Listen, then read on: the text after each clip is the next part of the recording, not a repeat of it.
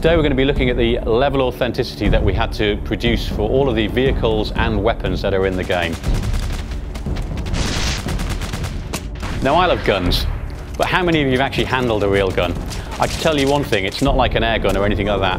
A lot of these guns are really heavy. For instance, when we were doing the motion capture for Operation Flashpoint Dragon Rising, we had to go to great lengths to get the real guns. This is because the weight of these guns can actually affect the way that the animation looks. We use military specialists in our motion capture sessions to make sure that our characters in game move with a lot of weight, like real soldiers do. So we actually loaded the motion capture actors up with webbing. We put lots of lead in that webbing to make sure they move with weight and purpose. We don't show you how many bullets are remaining in the gun, so you have to kind of remember how many bullets you fired. You get the experience of being a soldier.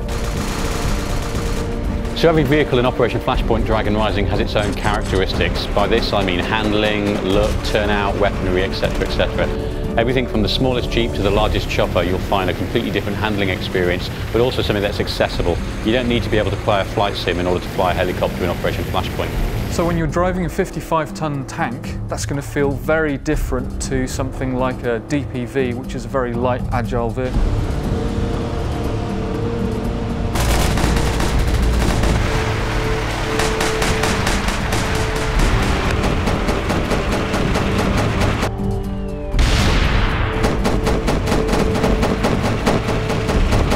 We've spent an awful lot of time researching these vehicles. We've had to capture their engine sound, we have to get the right hue of paint. We've also, of course, had to take these brand new vehicles and actually beat up and weather them.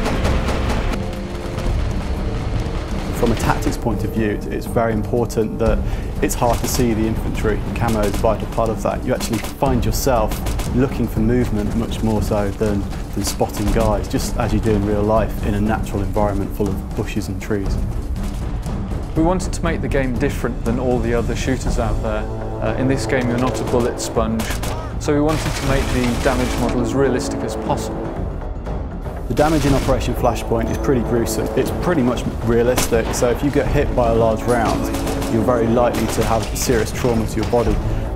The visual point of view represents damage in several different visual stages. You've got blood that seeps through the clothes, then you've got catastrophic damage, which is actually losing of a limb. So you could have your head blown open, your torso opened up, you could lose a leg or an arm. And this is all represented and modelled realistically.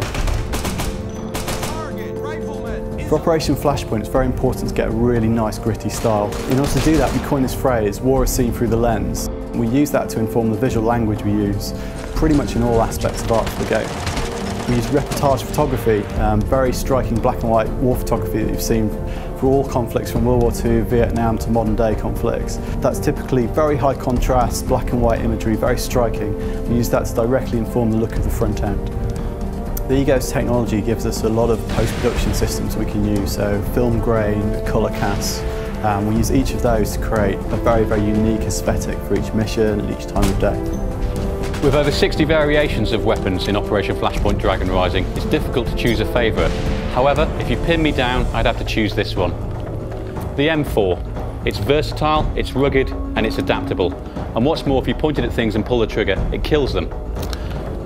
For more personal situations, I prefer to go for a .45 automatic, of course, just in case.